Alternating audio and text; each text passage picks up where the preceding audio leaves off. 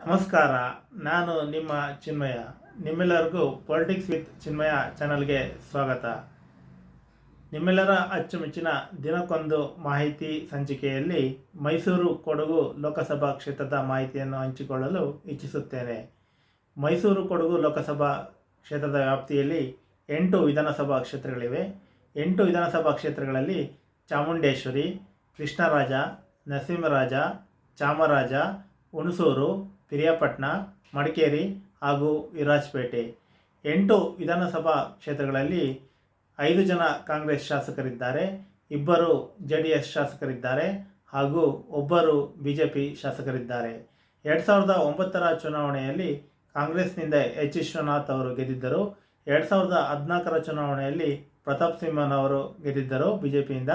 2019ರ ಚುನಾವಣೆಯಲ್ಲಿ BJPಯಿಂದ ಪ್ರತಾಪ್ ಸಿಂಹರವರು ಗೆದ್ದಿದ್ದರು. 2024ರ ಚುನಾವಣೆಯಲ್ಲಿ BJPಯಿಂದ ಯದುವೀರ್ ಅವರು ಸ್ಪರ್ಧೆ ಮಾಡಿರುತ್ತಾರೆ. ಕಾಂಗ್ರೆಸ್ನಿಂದ H ಲಕ್ಷ್ಮಣ್ ಅವರು ಸ್ಪರ್ಧೆ ಮಾಡಿರುತ್ತಾರೆ.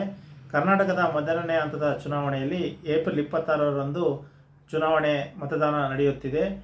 ಈ ಚುನಾವಣೆಯಲ್ಲಿ ಯಾರು ಗೆಲ್ಲಲಿದ್ದಾರೆ ಎಂದು ಕಾದು ನೋಡೋಣ. ಧನ್ಯವಾದಗಳು.